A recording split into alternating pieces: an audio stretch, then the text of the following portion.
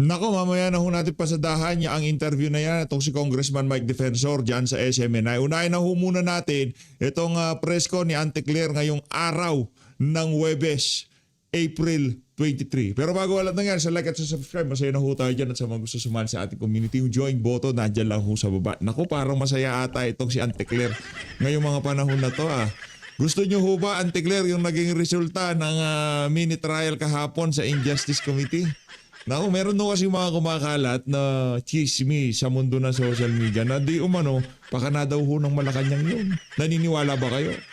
Kung ako tatanungin dito sa PH Update, hindi ho tayo naniniwala dyan. Napaka na ng Malacanang yung mini trial ng Injustice Committee kahapon. Anong isang araw, di ba? Yung mga paninira kay VP Sara, hindi magagawa ni Marcos Jr. yan. Ginagampanan lamang ng Committee Injustice Committee yung kanilang mandato pagdating sa impeachment. Tama ba, Auntie Claire? Walang pa natin si Auntie Claire.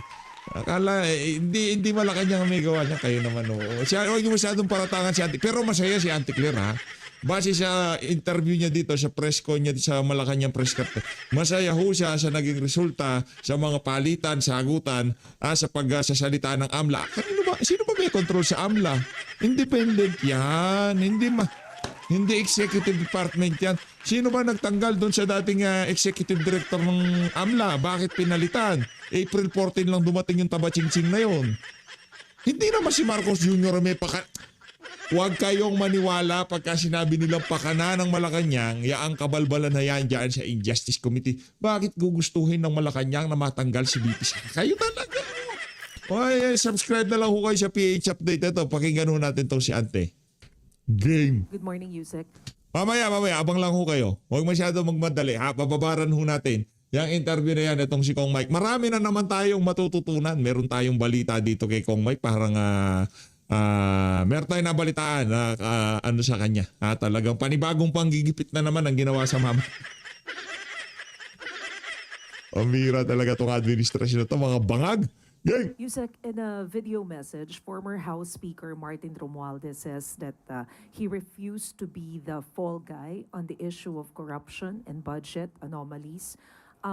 What was the reaction of the President on this statement? And do you see a reason? Nako, ano yan, half-hearted yang si Auntie Claire dyan. Ika nga, hindi niya malalaman kung saan niya ilulugar ang kanyang puso dyan sa awayan na yan. Diyan sa pagpaparinig na yan ni Martin Romualdez. Sabi niya kasi, Saldico, Chis Escudero, Executive Department, pakinggan natin si Auntie Claire. Kasi bata rin ni Martin Romualdez si Auntie. For the former House Speaker to think that he might be the scapegoat.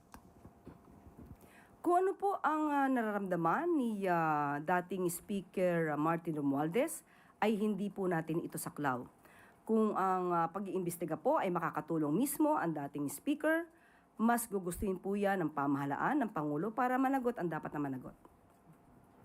Pero Nako. ang sinabi rin po kasi niya, he denied that he was in control when it comes to the issue on budget when he was still the House Speaker.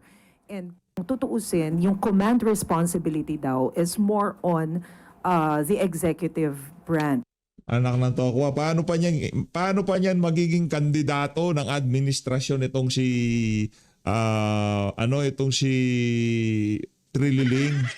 'Di ba sila yan Di ba hindi nila bibitawan ng pwesto pagkatapos ni BBM, si Martin Romualdez naman. Paano na yan? Ano na mangyayari doon sa yung sa master plan, doon sa script, doon sa plano, sa mga hinaharap, 'di ba? Kasi pagka si Martin Romualdez ang naging presidente, absuelto sila. Lahat ng nangyaring kabalbalan sa administrasyon na to, pagpapadala sa pagkidnap kay dating Pangulo Rodrigo Duterte, pagbebenta ng ginto, pagkuha ng pera ng PhilHealth, dito sa mga anomalyang flood control project, wala akong mapaparusahan yan. Pero ang problema ko kasi dito, si VP Sara ang pinupustura ng sambayan ng Pilipino. Kaya yan ang malaking problema nila ngayon dito sa administrasyon na to. Wala na nga kayong kandidato, kayo nag-aaway-away pa. So do you see this na parang putting the blame on the executive instead of the legislative? Ito pang mga reporter, kagaya itong si Marcel Halili, pinag-aaway-away niya yung mga amo niya. Let's go! Branch of the government. Kung ano po ang magiging depensa sa mga maaaring pag-aakusa kay dating Speaker Romualdez ay kanya pong depensa po yon. At kung sinasabi niya po na ang executive ang may command responsibility, kaya nga po nagpautos ang Pangulo. Hindi po tinulugan, walang pagka-cover up, pinaumpisahan po niya ang pag-iimbestiga para kung meron mang anomalya at kung sino yung dapat na managot, dapat po na managot. But, ma'am, last na lang, how do you define the relationship between the President and the former House Speaker? Are they in speaking terms? Sa aking personal na pagkakaalam, wala po ako nakita na sila po ay nag-usap. Ano pong ibig sabihin nung... Sa aking pagkakaalam, kung ako'y itatanungin nyo, wala po ako nakita nag-meet sila, nagkausap sila. Wala po. Pero paano po natin i-describe yung kanilang relationship? Are they good? Ang hirap po nung una sila magkakasama. Ngayon nagagamitan na sila ng kapangyarihan, kanya-kanya nilang kapangyarihan at impluensya para maglaglagan dito sa issue ng flood control project. Karma ho nila yan. Karma ho nila yan doon sa ginawa nila kay dating Pangulong Rodrigo Duterte. Di naman ho talaga tayo dapat aabot dito sa punto nito. Binalaan na kayo ni Tatay Digong, hindi kayo nakinig. Imbis na makinig, kinidnap niyo siya at pinadala sa The Hague, Netherlands. Yun ang naging sukli niyo doon sa mama na nagmalasakit. Na kung saan ay nakita niya na marami talagang kamali ang ginagawa ang administrasyon itong si Marcos Jr. Wala po ako masasabi. Hindi ko po sila nakikita nag-uusap. So, hindi ko... Parehong amo ni Auntie Claire yan, si Martin Romualdez at si Marcos Jr. Kaya hindi, half-hearted po siya dyan. Ika nga, kanino ba siya, kanino ba niya ibibigay ang puso niya sawi, di ba? Kay Martin o kay Marcos Jr. Parehas na ano yan, parehas na generous. O kay Martin ba tayo? Okay. Hindi po sila nakikita nagko-communicate. So, wala po ako masasabi patungkol dyan. Ma'am, may we know when was the last time the President talked to the former House Speaker? Wala rin po ako nakita. Sorry. On my part, personally, hindi ko po sila nakita nag-usap. Mula nang ako'y maatasan na maging Palace Press Officer, hindi ko po sila nakitang nag-usap. Okay. Thank you, Sec. Follow-up question. Hindi ba nakikita pagka nagka-courtesy call, pagka nagpupunta ng Malacanang si Martin Romualdez? Pambihira. Ivan Mayrina, GMA7. Napakasinungaling ni Ante. Magandang tanghali, Yusek. The former speaker didn't mention the president's name in his statement, but he did say executive and command responsibility. So, ultimately, this falls on the president. Ano ang tingin ng Pangulo sa statement na to? Did he feel alluded to? And also, the word laglagan has been floated after this statement by the former speaker. What did you say? It will fall on the president? Yes, because ultimately, as the chief executive, sa kanya po yun. Hindi ho ganun ang tingin ng Pangulo sa naging statement ng former speaker. Hindi ganun ang tingin ng Pangulo dahil nga po, una po, 2025, nung nakikita niya na mayroong mga anomalya, siya po ang nagpautos na magpaimbestiga. Sinungaling. Bago pa magpa-imbestiga, bago pa siya mag-utos noong 2025, December 2024 pa lang, i-release na yung issue na yan nitong si Congressman Ungab, Atty. Vic Rodriguez at dating Pangulong Rodrigo Duterte. Kaya kaya pinag-initan niya si Tatay Digong? Sinungaling. Timeline na nga lang, nagkakamali ka pa, paano ka namin papaniwalaan yan? Reyna ka talaga ng fake news, langya ka. Pag sinabi po nating executive, hindi lamang po ang Pangulo ang nasa executive. Oh. Kaya nga po, So, itong si Marcos Jr., yung mga tauhan niya, ilalaglag niya na rin, ganon. karoon ng ICI, hindi lamang po nanatili na ad hoc committee ang mag-i-investigate, nag-create ng independent investigating body para po hindi masabing merong kino-cover up, lalong-lalo na patungkol sa DPWH. At sa ating po nadinig ni statement ni dating speaker, sinabi po niya na ang pag-i-implement on the ground. So, kaya nga po siguro sa ngayon, naiimbestigahan din po ang ibang mga naging opisyal ng DPWH. So, even as alter egos of the president, itong mga cabinet secretaries, and ultimately, yun nga po, sa kanya ang command responsibility as the president. Hindi po ganun ang tingin ng Pangulo. He doesn't feel that he is being blamed by the former speaker. Yes, because being the commander-in-chief, being the chief executive, ano po ba ang mandato ng isang presidente? Hindi po ba linisin ang mga anomalya sa gobyerno? Hindi. Ang mandato ng presidente, pagka meron na siyang alingasngas, o ang mandato ng presidente, pagka nagbigay siya ng NEP, National Expenditure Program, na hugis triangulo, pagka lumabas siya na parisukat, doon pa lang, hindi niya napipirmahan. Di ba, nagpasok siya ng budget na triangle ang hugis, lumabas bilog, anak ng toko, may problema tayo dyan. Doon pa lang, trabaho ng presidente na hindi pirmahan ang budget. Ba't niya pinirmahan? Doon at doon tayo babalik, ante, baka akala mo ha. Kahit tamaan na ang kanyang administrasyon. So ang ibig sabihin po nito, nung nakita niya, being the president, meron siyang obligasyon na paimbestigahan to at linisin ang kalat na nangyayari sa kanyang administrasyon. Kung meron. Siya rin kasi gumawa ng kalat, ante. In the first place, wala namang magiging kalat kung doon pa lang sa unang, wag na tayo magpunta doon sa bentahan o kung ano pa man. Gawin nila ang gusto nilang gawin dyan sa BICAM na yan, dyan sa appropriation committee na yan. Wala tayong pakialam dyan eh. Pagka linabas nyo yan, pinasok kong triangle, ilinabas yung bilog, magkakaproblema tayo. Ganun na lang ho mga kababayan. Ngayon, pagka pinasok yan, hugis triangle yung budget, ilinabas, bilog, pinirmahan mo, para kasi raulo. Diba? Anti-clear naman. Salamat po. Sunod po na tanong, Ana Bajo, GMA Online. Morning, ma'am. Ma'am, other matter lang po. May we get Malacanang's reaction on the directive of the Supreme Court for the President to comment on the petition seeking the disclosure of his medical examination report, including po yung hair follicle test? Nako. Kung utos po ng Supreme Court yan, ay gagampan na lang po at gagawa po ng comment. Ma'am, nakausap niyo po ba mismo si Presidente or even si Magpa-drug test na kasi siya. Magpa-AIDS test siya. Magpa-hair follicle test siya. Lahat ng test. Chief Presidential Legal Para Counsel, malaman na kung healthy talaga siya. Annalisa Logan, regarding this? Kung ano po kaya yung magiging nilalaman ng response po na? Pagka nagsuminti po, ibibigay po namin sa inyo. Thank you, ma'am. Sunod po na tanong, Tristan Nadalo, Newswatch Plus. Good afternoon, Yusek. The ICC Appeals Chamber has affirmed its jurisdiction over President Rodrigo Duterte, ruling that the court can still act on alleged crimes committed while the Philippines was still a member. So does the palace view this as validating the government's compliance sa international obligations? Itong naging desisyon din ng ICC Appeals Chamber. Ang pagpapadala po kay dating Pangulong Duterte ay hindi naman po para tugunan ang utos ng ICC. Sinabi po nga natin, ito po ay nababatay din po sa ating batas at ito din po ay nababatay sa ating relasyon sa Interpol.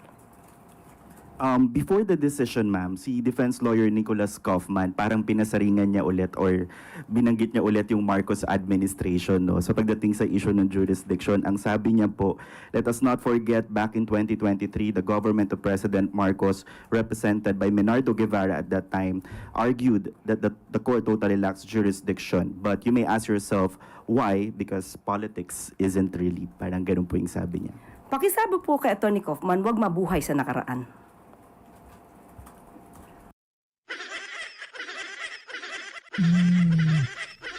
Ramdam ko yung kapangyarihan, yung ibinigay sa kanyang ika nga mandato, nasa ulo niya eh. Lagay hulat niya sa ulo niya. Sana pagkatapos ng administrasyon na to, ganyan pa rin ang angas itong alin na to.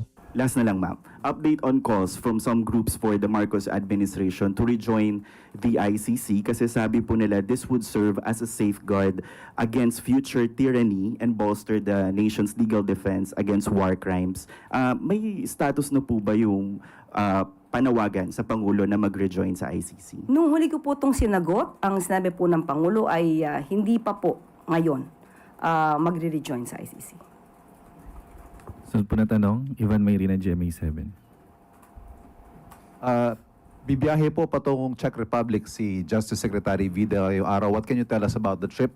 Meron na ho bang mga nakalatag na mga meetings doon? Katulad ng dati ko sinabi, ang pinakadetalye po ay mismo si SOJ Vida ang magbibigay po sa inyo. Pero sa ngayon po ay nakakuha ako ng kanilang update at sa ngayon po, depende po ang magiging aksyon ng ating bansa. Depende po sa anumang mapagkakasundoan with Czech Republic at kung ano magiging paraan sa pagpababalik kay Zaldico. How confident is the administration that former Congressman Zaldico will be brought back to the country after this trip by Secretary Vida? Kung Pilipinas lamang po ang pag-uusapan natin, definitely confident po tayo. Since meron pong ibang bansa na involved dito, so let us just hope na maibalik agad si Zaldico dito sa ating bansa. Bakit? Okay na ba yung deal sa kanya?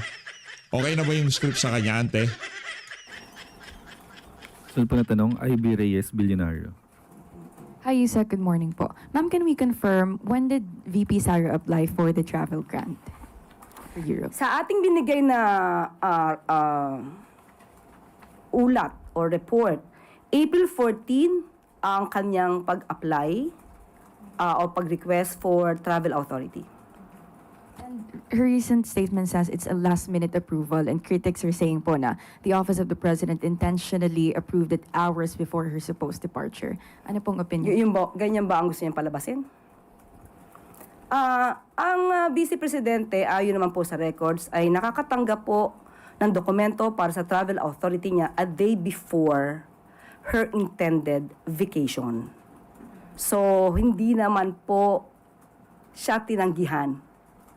Wala pa sa record na kapag siya'y nag-request ng pagbabakasyon or personal trip ng mahabang araw or mahaba na panahon, na Ito naman si Auntie Claire. Kailangan niyang pasay sa mahabang araw.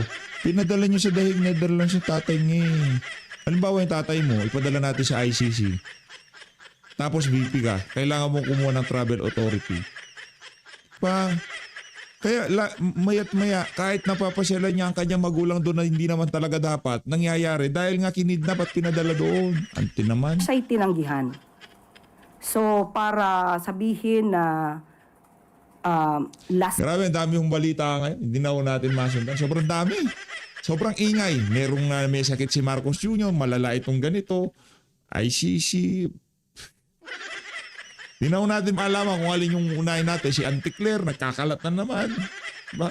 Interview ni ganito, interview ni ganyan. PH, banatan mo to, PH. Yung mga nasa comment section, PH, gawin mo ng reaction video to. Kalma lang. Kung pwede lang sabay-sabay, pwede sana eh. Kaso hindi rin natin maiintindihan. One at a time. minute rest Yung isang nag-comment kanina, PH, hindi mo pa na ano yun, no, na hindi mo pa na-contact yung kay ganito, ganyan. Relax. No, sobrang daming ganap ngayon. Pagka hindi nyo ako nakikita ng ilang araw, ibig sabihin, pahinga ho muna ako. Pahinga ho muna tayo. Ba yan? resolution or decision to, hindi po ganon. Dahil yun po palagi, normally, nangyayari po ang pagbibigay sa kanya ng travel authority a day before. And Yusek, sabi rin po ni VP Duterte, she's appealing for confidentiality to secure her, for security purposes daw po. Ano pong masasabi ng palasyo dito? Siya po ay isang public servant. Hindi po siya pribado. Hindi po maitatago ang mga bagay-bagay na nais niyang itago. May mga bagay na dapat nalalaman ng publiko dahil siya ay isang public servant. Katulad nga po nito, sa gitna ng krisis sa Middle East, sa gitna ng mga bilyones na issue na napapaloob ngayon, sa Vice President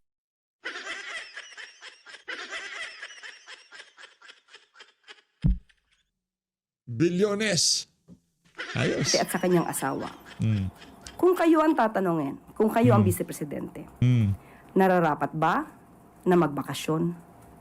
Kung yan po ang nais niya na magbakasyon at mag-world tour, ibigay ang hilig. World tour. Kapal na mukha man. Considering na wala naman siyang ilbo, wala rin naman na precautionary whole departure order. So, Yun lamang po. Pagkatapos niyang binanggit lahat ng bilyones, kung ano-anong kabalbalan, bira talaga tong Santeo. Follow-up question, Mads Kailan yan? Manatilo, Net 25. Umiikot lang ang mundo. Hi ma'am, related lang po sa question ni Ivy. Usually ma'am, gano'ng katagal po bago binibigay yung travel authority? I mean yung duration like 1 week or 2 weeks after the application? Normally po mga 5 working days inaayos. At pagka ang vice presidente naman ang humihiling, hindi naman yan tinatanggihan. So, hindi po siya dapat issue. So, ang issue na lang dito, sabi nga natin, we expedite the travel request. No? We usually expedite the processing of the travel request. What matters most now, no? Bakit nagbago ang isipan ni Pangulo or rather ni dating ni Vice Presidente? What made her change her mind is the 6.7 billion question. 6.7 billion yung nasa AMLA. O, di ba yung narrative? O, sino ngayon may kagustuhan yan? Hindi Malacanang, hindi Malacanang. Thank you ma'am. Sunod po na tanong, Rafi Ayeng, Daily Tribune.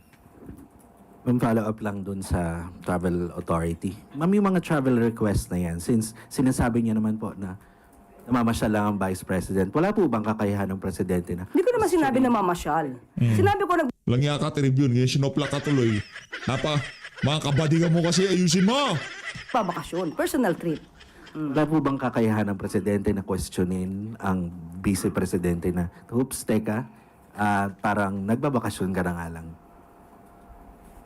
Sabi nga natin, ibigay ang hilig ng walang ligalig. Tapos ma'am, nabanggit niyo po yung billion-billion. Ito, kupal. Sorry! Itong tribune na to, kami, kalalagyan to pag nagpalit ang administration. Hindi, I mean, malalabas lahat ng ika nga kabututan itong Malacanang press cartel na to. At isa yan sa ating hihintayin na mangyari. Hindi masama ha, hindi na tayo nananay. Sorry. Pasensya na ho. Ano po yung reaksyon ng palasyo dito sa pagkakatuklas nga nung bili-bilyong transaksyon sa joint bank account ng mag-amang Duterte na isiniwalat ng AMLAC? Hindi ito bago. Hindi ito bago na Hindi nadinig to bago. natin. So, walang reaksyon ang Pangulo, walang reaksyon ang Palasyo. Mas maganda pong malaman natin kung ano ba ang reaksyon ng Vice Presidente dahil nabunyag itong bilyon-bilyon transaksyon. Teka lang. Maliwanag. Narrative yun. Sinisipo nila naratibo, no? Kahit sinabi na ng AMLAC, inflow and outflow yan. Pinaliwanag na ho, ha? Auntie Claire, hindi ko na kailangan paliwanag dito. Pinaliwanag na ho yan ng mga, pati na mismong AMLAC sinabi na, yan pumasok, lumabas. Kahit piso lang yan, kung 5 beses pumasok at lumabas, ang bilang ho yan, 5 piso sa AMLAC. Ganun ho yun. Kahit yung piso naglabas-masok, para madali, naglabas-masok na 5 beses sa iisang account. Kahit piso lang yung naglabas-masok, kung 5 beses naglabas-masok yun, ang bilang ng AMLA dyan, 5 piso. Ganyan ho katindihan mga kababayan. Na nakita sa kanyang mga bank accounts. At hindi pa rin Walang bank accounts na lumabas, ante ha. Fake news ka na naman. Walang bank accounts na lumabas. Bawal ilabas ang bank accounts. Yun lang mga transaksyon na ika nga sa AMLAC nandun. Pero walang bank accounts na lumabas. Kasi nungalingan yan. Yung kay Trilling, mga unverified yun. Hindi pa nga na hindi pa na forensic, hindi pa na investigahan. Piece of paper, piece of junk, ika nga ni Tatay Digong. po maharap ang Vice Presidente. Ano po ang mensahe niyo sa kanya? Kupso yan. Tandaan niyo ang pagmumukha ng kalbo na yan. Pag nasalubong niyo sa kalye, pabalato ho kayo sa kanya. Baka marami ng pera yan. Nagka-Amerika pala kami kailan yan eh. Di ba kasama ka sa mga nag-epal sa Amerika, Brad? Nga ka ha. Para harapin ang... Ako magbe-mensahe. Tandaan niyo pagmumukha niyan. Pagpalibre kayo sa kanya. Ako talaga. Unang-una, hindi kailangan bigyan ng mensahe ang Vice Presidente. Unang-una, malaki na po siya. Pangalawa, Vice Presidente po siya. Public servant siya. So, sabi niya, isinusulong niya ang accountability and transparency. Siya po ang dapat na makaalam kung anong dapat niyang gawin, kung paano ito ipapaliwanag sa taong bayan. So di niya po kailangan ng anumang mensahe. Wala ho siyang dapat na ipaliwanag sa taong bayan. Wala siyang dapat na ipaliwanag sa taong bayan. Una sa lahat, ang kanyang salin magkano 60 million? 80 million? Nandun lang. Hindi ho bilyones kagaya nitong kay Marcos yun. Hindi ho daang bilyon. Okay? Wala hong dapat na ipaliwanag itong si Vice President Sara Duterte sa taong bayan.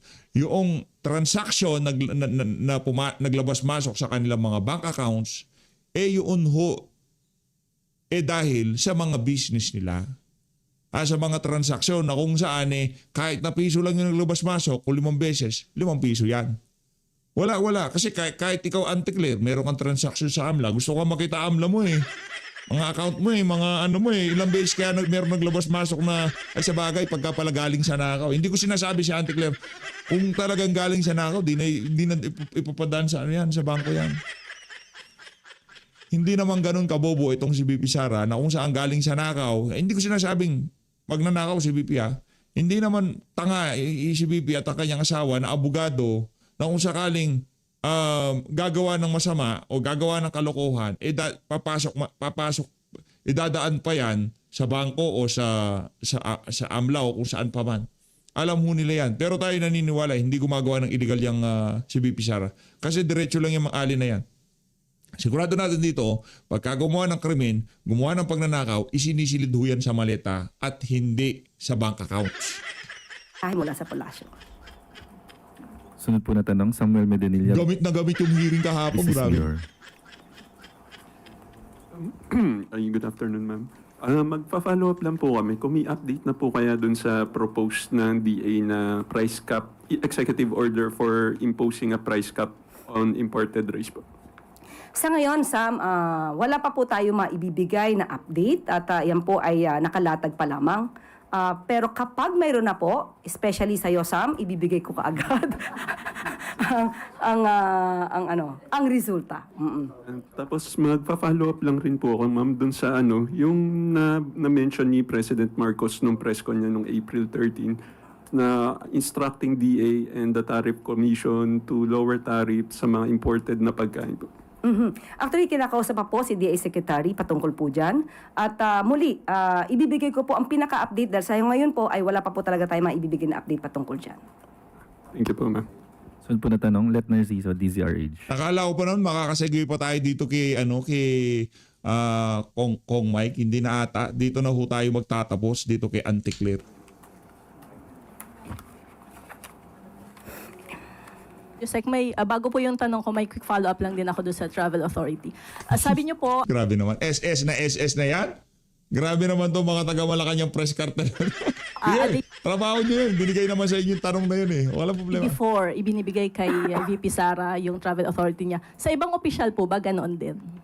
Yes, normally. Hindi naman ganun kadali.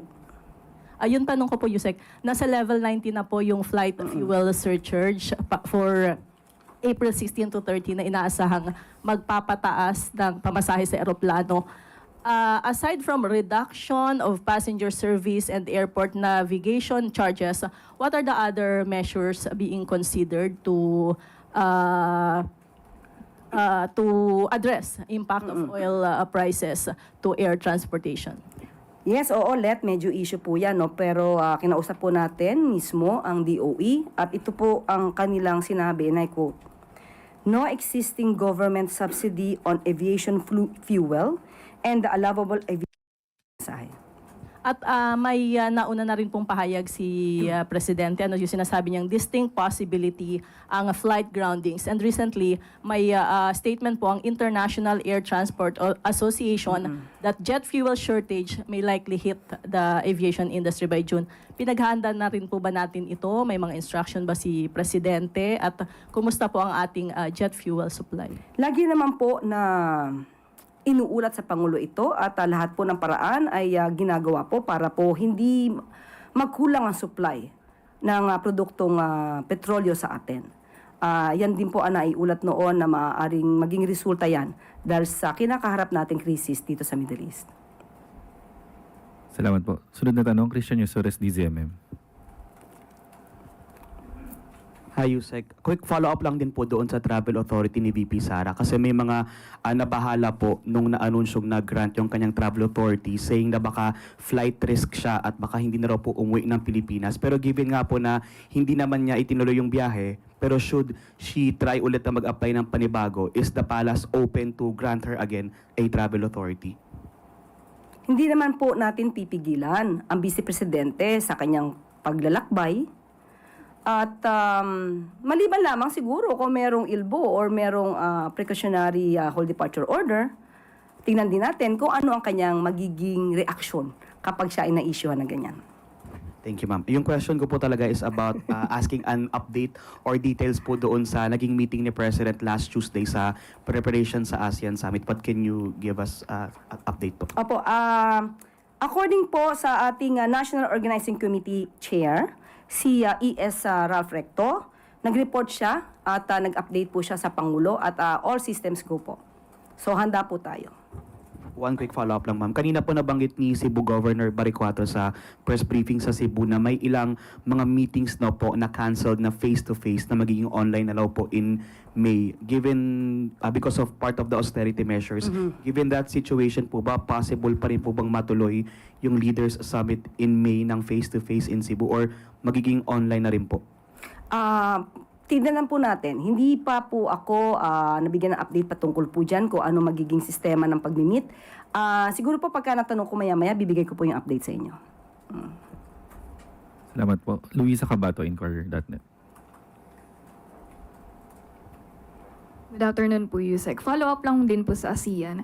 How will the countries hosting of the 48th ASEAN Summit next month be affected by the current political issues involving particularly the Vice President and President Marcos' cousin, former Speaker Romualdez? Katulad na sinabi natin, handa po tayo sa ASEAN Summit, sa pagiging host natin.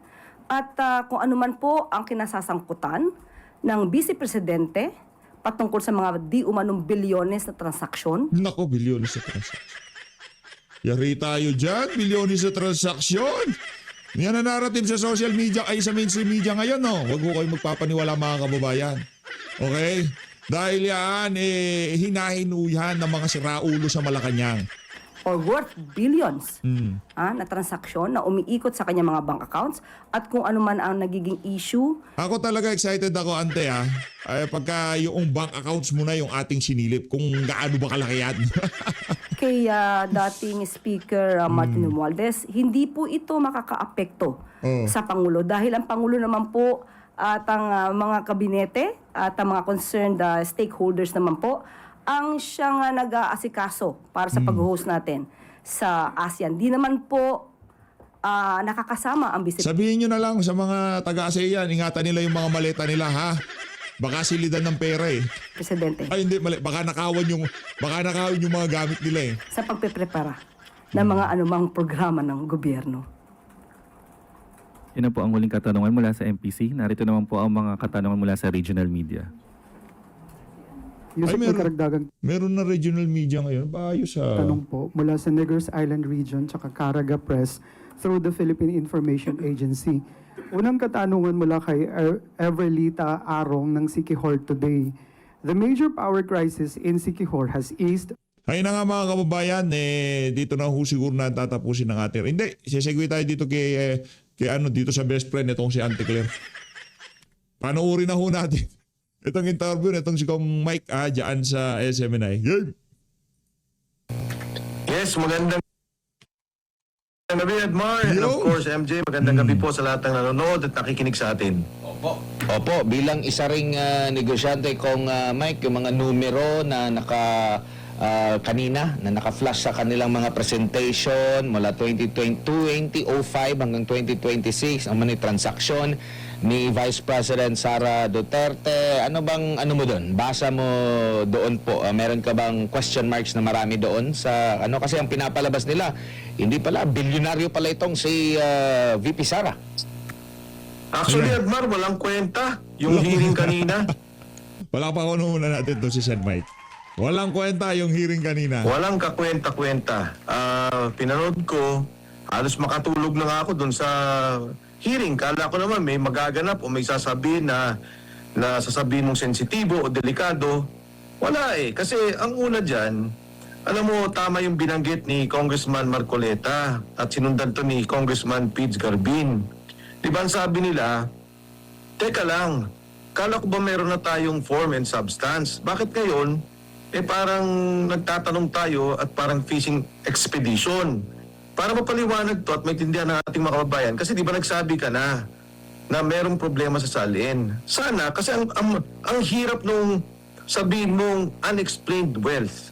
Isang napakalaking usapin na hindi mo maipaliwanag ang iyong yaman. Sana, sa umpisa pa lang sinabi nila, meron kang bahay, o meron kang kotse, o meron kang ganitong bank account na hindi mo dineklara. Ang kaso wala eh. Ang ginawa nila, nagpresenta sila. O anong unang mali? Ang unang mali, ang violation ni VP Inday Sara ay nung siya ay Vice President. So ang ibig sabihin, from 2022 hanggang sa ngayon, dapat ipinakita nila na meron siyang mga ginawang mali, illegal, o mga pondo na hindi may paliwanag. Ginawa ninyo 2005. Pagkatapos, ang pangalawang nakita kong mali doon, ano yun transactions. Yung pasok at labas ng pera. Aba, umabot nga ng 6 na bilyon. Pero ano yung ginawa ni Congressman Lasal kanina, si Bert?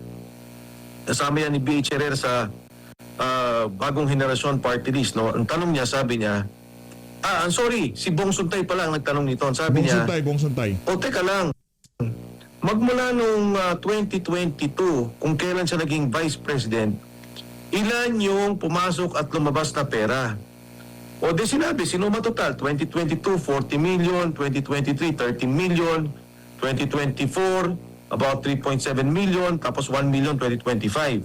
Pag sinuma total mo yun, more or less 60 million pesos ang lumabas at pumasok. Ang ibig sabihin na lumabas at pumasok, kung ikaw kunyari, swelduhang tao ka, kumikita ka ng 30,000 a month, ang gastos mo naman ay umaabot ng 25,000, biruin mo ang nire-report ng ANLA, 30 plus 25, 55,000 pesos. Ang naiwan mo lang naman sa bangkong totoo, 5,000 pesos. Okay. So, ang 60 million, hindi yun ang naiwan sa bank account ni VP Inday. In fact, hindi naman niya sinabi, hindi niya mapaliwanag. Sabi niya, ilan ba yung naiwan? Sabi niya, hindi ko alam. Basta ito po yung pumasok at lumabas. Yung kanina pinapaliwanag ni Kong BH, napakinggan ko siya. Kasi alam mo, sa AMLA, pag 500,000 and above, nire-report ka agad. Normal yun. Kahit sino sa atin, 500,000 and above, reported ka agad yan sa AMLA. Yung sinasabi nila na suspicious transaction, unang-una, ang mga politiko, o kahit ako, hindi na ako sa gobyerno, parati kami may reporting. Kasi formerly with government, so mayroong mga reporting na mahigpit ang aming sinasabi nating standard o yung batayan para dito sa AMLA. So hindi ibig sabihin may pumasok na pera, illegal ka agad. Diba katulad, narinig ko yung binanggit ni Kong BH, paano kung may nag-ibenta o binigyan ka ng pera ng tatay mo o kung sino man, o may nabenta lupa, naghati-hati kayo, o may isa kang negosyo na meron kang dividendo. So, yun yung mga nangyari kanina. Pero ang mabigat dito, again, babalikan ko, 16 million pesos lang ang in and out na from 2022 hanggang sa ngayon, na kung saan siya ay Vice President. Yung maleta, di ba, sinabi ng mga Marines, isang maleta nga na malaking-malaki, yung extra large nila, 17 million pesos. Isang maleta lang yun.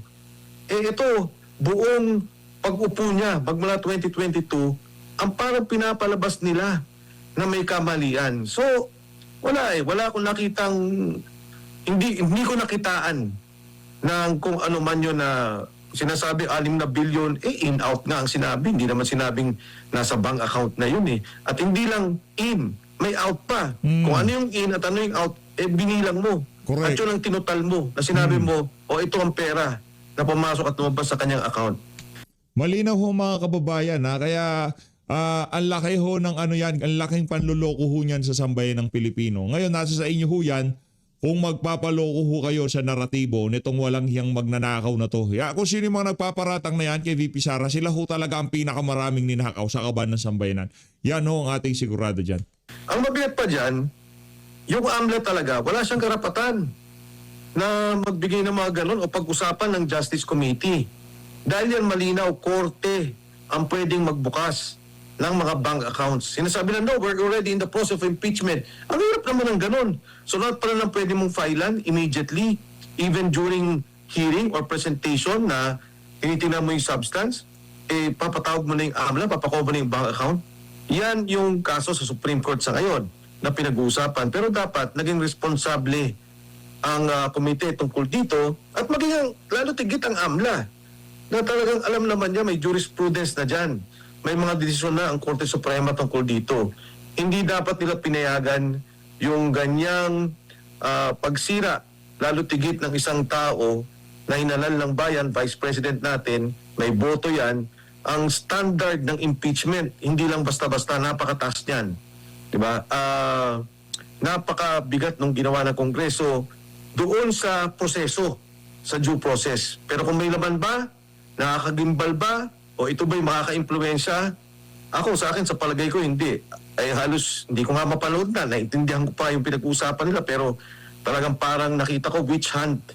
Hindi lang fishing expedition, kundi witch hunt ang nangyari sa Committee on Justice hearing. At maaari kong na itong kanilang ginawa kasi nabanggit mo nga may paglabag, ito rin yung naging pananaw ni Attorney Harry Roque. Basahin ko lang yung recent post niya. Sabi nga niya dito, it is therefore my view, di pala ito, the Bill of Rights guarantees the right of individuals to privacy and security in relation to their bank accounts under the Secrecy of Bank Deposits Law and the Anti-Money Laundering Act or AMLA. Judicial authorization is required before bank inquiries or examinations may validly be undertaken by the Anti-Money Laundering Council. It is therefore my view that the reported disclosure and public dissemination of alleged bank records involving Vice President Sara Duterte, Attorney Manasseh Carpio, if indeed obtained and released without proper legal process, would raise serious constitutional and statutory issues. Such information is proven to have been unlawfully acquired, may be considered inadmissible under the exclusionary rule or the fruit of the poisonous tree doctrine. Kong Mike. Tama. At kung may binanggit ni Attorney Harry Roque, una sabi niya yung sa konstitusyon, yung due process. At syempre, yung karapatan ng tao, yung kanyang karapatan sa privacy niya, sa secrecy niya, particular itong bank account. At yung sinasabi naman niyang batas, dalawa. Yung una, yung Bank Secrecy Act, na kailangan talaga maprotektahan ka, no? Maging pribado yung mga ganitong bagay. Dahil ito yung karapatan mo. Kahit ikaw ay opisyal ng gobyerno at lalo tigit, syempre sa mga pribado. Binabantayan natin yan. Pangalawa, yung sinasabi na yung AMLA. Yun yung sinasabi na hindi basta-basta yan. Meron nga tayong AMLA, pinoprotektahan natin yung mga pondo, pero hindi naman to pwedeng gamitin na isang instrumento o i-weaponize ang ganitong proseso katulad ng impeachment hearing para sirain ang isang tao, yung kanyang karapatan bilang isang mamamayang Pilipino, karapatan niya na magkaroon siya ng pribadong pamumuhay o yung mga pribadong dapat niyang protektahan katulad ng kanyang asset, yung kanyang bangko. Ito'y talagang dapat tinitingnan to ng Committee on Justice. Pero kung mapapansin mo, hindi. Ang pananaw nila hindi. Ito ay karapatan namin dahil impeachment na to. Magmula na nagsimula at ito'y magmula na nagsimula ang hearing na to, nag-determine na kami ng form and substance. Therefore, ito na ang proseso ng impeachment, which I don't think is the case kasi napakasensitibong bagay niyan. Again, ang isang impeachment process, hindi yan basta-basta isang proseso lang na pwedeng mag-file ka o mag-imbestiga ka katulad ng ibang kupine. Nagtatanggal ka ng isang tao na may mandato. Nagtatanggal ka ng isang tao na may boto. Nagtatanggal ka ng pinakamataas, pangalawa sa pinakamataas na posisyon sa ating republika. At dapat mismo ang Kongreso naging maingat dito. So, maaring, kasi nga, sabi ng mga nag-question sa Korte Suprema, questionable na nga yung unang mga pagdinig, yung pagsusumpina. Eto, madadagdagan pa yung question mark ngayon at baka mas lalong maunsyami ang impeachment laban kay Vice President Sara Duterte. Tama yan. Kasi di ba, ang sinasabi naman ng ating mga Korte Suprema, ayaw namin makialam sa inyo. Pinapabayaan namin yung proseso. Pero yung mga batayang karapatan na ibinibigay ng ating saligang batas, lalo tigit yung hustisya, yung proseso, due process na tinatawag, na maging impartial tayo, maging tama, at yung proseso ay tama natin, huwag nating i-railroad yan, huwag nating gawing witch hunt yan, gamitin naman natin, no? I-practice naman natin. So tingin ko talaga, malaking bagay ang magiging epekto nito sa kaso sa Korte Suprema. Maring idagdag nila ito, o marahil, napapanood na nila yung nangyayari, at batay pa lang dun sa na-i-file, gumawa na sila ng desisyon. Pero, very critical talaga yan. Kasi makikita mo naman parang, ano ba to, nag-file kayo, ito na yung final nyo, na bumoto na nga kayo, may, sabi nyo, may ebidensya, may karampatang batayan para ipagpatuloy ang impeachment, nag-form and substance na kayo, wag naman ninyong parang gawing fishing expedition na dadagdag kayo along the way. Again, kung papansinin mo, paano ko ba ipapaliwanag? Kunyari, sinabi ko na may nakita, o sinabi, itong bahay na to ay hindi kay Mike Defensor. Pero naitago niya sa isang korporasyon. At doon sa korporasyon na yun, nandun yung kanyang pangalan o pangalan ng kanyang pamilya. Maaari pa ako doon kasi meron namang ultimate facts na sinabi, yung bahay na yan, tinitiran niya, kanya talaga yan, pero hindi niya idineklara sa SALN. Pero ito walang kakoneksyon Parang unexplained wealth. Tapos, lahat na lang nang pwedeng makita ang unexplained wealth, tingnan natin yung bank accounts, tingnan natin yung SALN, tingnan natin yung lahat ng mga pera pumasok at lumabas. Ang nangyari nga, naghahanap pa sila. Kung sinabi nyo na palang may kaso, ito yun na yun. Ano ba yung final nilang kaso actually? Diba, may pumasok bang pera dito na hindi tama? Hindi naman nila na-approve yun. Kahit doon sa kanina wala naman sila naging batayan kanina yung sinasabi.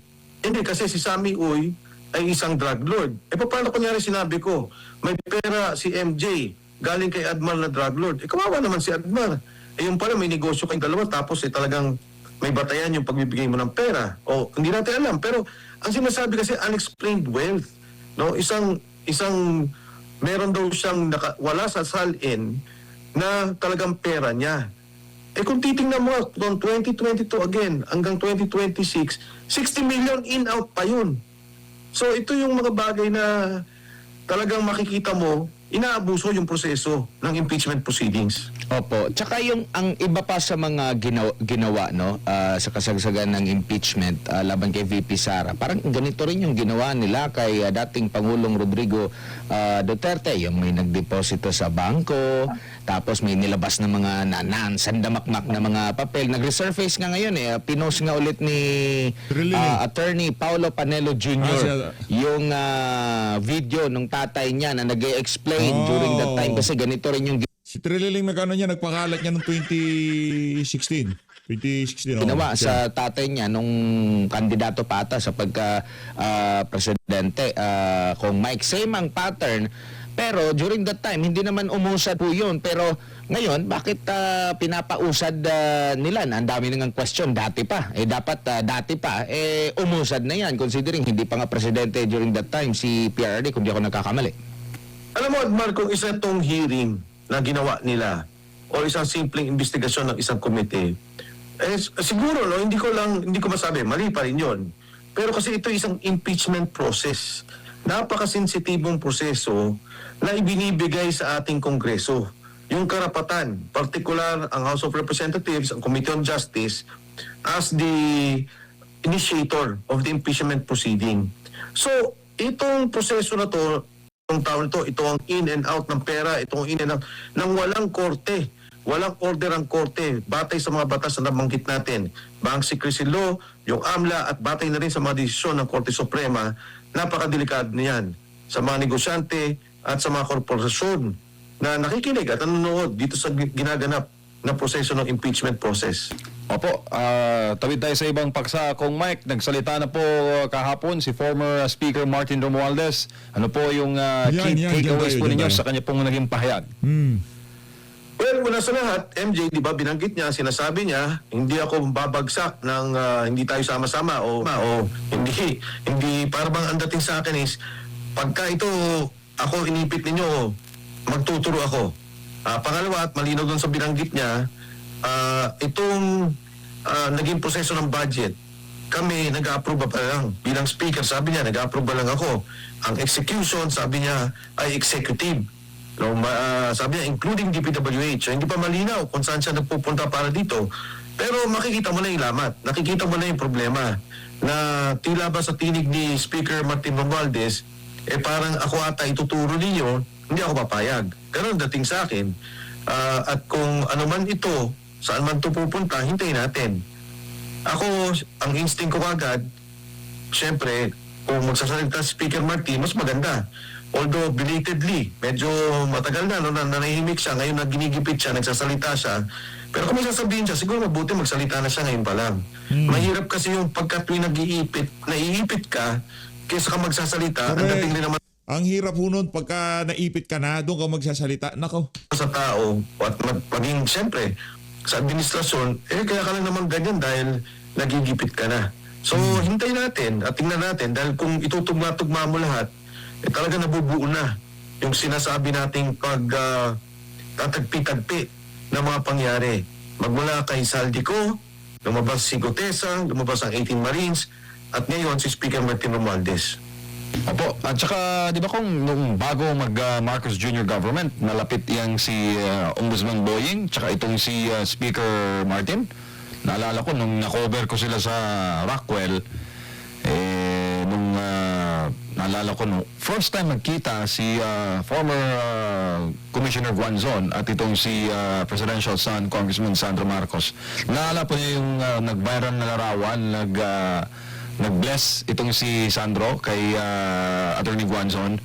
Yung panahon na yon, andun si now Ombudsman, former Congressman, at si Speaker Martin. Sir. Well, alam mo, MJ, lahat naman kami noon, di ba, parang more or less pagkakasama. Pero ang posisyon kasi noon ni Ombudsman Boying Rimulya was the Senior Deputy Majority Floor Leader. At that time, ang aming Majority Floor Leader ay si Martin Romualdez. Si Speaker Martin Romualdez. Nandun ako noon, and ako yung chairman ng Public Accounts Committee. And of course, nandun din at that time si Congressman Saldico. So, masasabi mo naman, kahit pa paano magkakasama kami at magkakaibigan in a way, no? Doon mga panahon na yon. Pero eto nga, may mga malaking issue na labas na doon sa aming pakipagkaibigan. Katulad sa aking parte, ang sabi ko nga, yung korupsyon. Ngayon ko lang nakita yung ganitong malawakang organisadong korupsyon. Sa parte naman yung Ombudsman Boying Rimulya, dalawang bagay. Number one, talaga namang ombudsman siya. Trabaho niyang litisin o trabaho niyang tutukan yung nangyaring korupsyon na nakita natin. At pangalawa, higit sa lahat, nakikita ko dito, siyempre may proteksyon din sila kay Pangulong Bongbong Marcos dahil siya ang Pangulo at siya ang leader ng administrasyon ng ating bansa. At yun ang sila ang inappoint ni Pangulong Bongbong Marcos. Sa gitna ng lahat ng to, makikita natin si Speaker Martin na siya yung nadamay doon sa issue ng korupsyon kasama si Congressman Saldico. At sa ngayon, nagkakaroon ng malawakang hinaing, may malawakang panawagan ng taong bayan na talagang magkaroon ng paglilinaw dito. Sino ba talagang dapat makulong? Dahil ang tagal na. Noong pang Disyembre natin pinag-usapan may makukulong at pupuntahan natin ng lahat ng ebidensya, maging transparent tayo. Hanggang ngayon wala tayong nakikita. At tingin ko, itong patuloy na ganitong pananaw ang talagang sumisira sa ating administrasyon. Tingnan natin kung paano ito mariresolve. Opo, as we speak, kanina lang naglabas na po ng precautionary hold departure order in Sandigan Bayan, 7th Division, laban kay former Speaker Martin Romualdez. Nakitaan daw ng korte ng probable cause na maaaring umalis ng bansa itong dating lider ng Kamara. Sa punto po natin ngayon, masasabi po ba natin na tuloy-tuloy na itong laglagan blues, Kong? Well, una sa lahat, si Speaker Martin Romualdez, pinayagan naman siya ng Kongreso. At ito nga, lumabas nga si Ombudsman at sinabi niya, di ba nung una pa yan parang bulletin doon sa, parang ganun pa, hindi pa yung hold order na sinasabi ng Sandigan Bayan. So tingnan natin kung saan patutungo itong issue to. Kasi ang sabi ni Speaker Martin Romualdez, magsasalita ako at sasabihin ko yung aking nalalaman tungkol dito sa budget at tungkol dito sa nangyaring korupsyon. Tingnan natin. Maganda nga to dahil para mailinaw natin lahat. Dahil ang sabi naman ng lahat, di ba? Ito ang panawagan ng lahat. Gusto natin makita ang katotohanan, gusto natin malagot kung sino ang nagnakaw, at syempre, gusto rin natin mabalik kahit pa paano yung pondong nanakaw nila at mapakinabangan naman ang taong bayan lalo tigit ngayon na nasa gitna tayo ng isang krisis. Opo, ano kaya ang maaaring gawin o maaaring ikabuti ng mga susunod na hakbang ni dating Congressman Zaldico Kong Mike? Ngayong nagsalita na po ang kanyang dating boss ba, kaibigan ba, former Speaker Romualdez? Kaibigan, sabi ni Kong Saldico, yan ang isa sa mga best friend niya, di ba, sa Kongreso. Oo. Abangan pa natin talaga. Ako, meron na akong medyo naiisip kung ano yung mga mangyayari, pero ayoko po muna magsalita. Dahil katulad na nabanggit ko dati pa, di ba si Congressman Saldico nagsalita. Pagkatapos nanahimik, sabi nila nahuli daw. Pagkakalam natin, nahuli, tapos sabi nga ni Congressman Harry Roque, Secretary Harry Roque, hindi naman daw nahuli. Nabalita ngayon, nasa Portugal na. At tahimik pa rin. Sabi naman ni Speaker Martin, magsasalita ako. Biglang nawala. Sinasabi nila ngayon, hinahanap daw, hindi makita, nawala. At hindi pa rin nagsasalita tungkol dito sa isyong to. So, tingnan natin kung ano talaga ang pupunta nitong mga bagay-bagay nito. Pero ang mahalaga dito, ay umusad ang kaso. Hindi pwedeng ganito lang na parang nanahimik lahat, nawala. Tingin ko talaga magagalit na ang tao. Talagang hindi na kaya ng taong bayan. Lalo tigit na, yun nga, pinanggit ko, nasa krisis tayo, tumataas ang mga presyo, naghihirap sila, nakikita mo talaga ang mga problema. Ang mayong ulo, parating na, araw ng mga manggagawa. Alam ko na marami silang hinaing, nababanggitin, kailangan talaga magkaroon ng kaliwanagan yung nangyaring korupsyon sa ating bansa at maaaring nagpapatuloy pa na korupsyon sa ating gobyerno sa ngayon. Opo, Kong Mike, ano po ang mensahe po ninyo sa ating mga kababayan? Ayun na nga mga kababayan, dito na natatapusin ang ating reaction video kaugnay dyan sa interview na yan itong si Congressman Mike Defensor dyan sa SMNI. Talagang hong yung ginawa na yan kay VP Sara, demolition job. Sa bagay, bukas makalawa, wala na ho yung kwento na yan. Ano ho yan? Ang susunod ho na balita niyan, yung mga survey, nagbabaan itong si VP Sara. Abangan nyo na ho yan kasi in full swing ho yung paninira dito kay VP Sara dahil nga naman napakalakas niya. Talagang siya ang gustong maging presidente ng ating mga kababayan sa 2028. Maraming salamat. Mag-ingat ho kayong lahat. Mahal natin Pilipinas.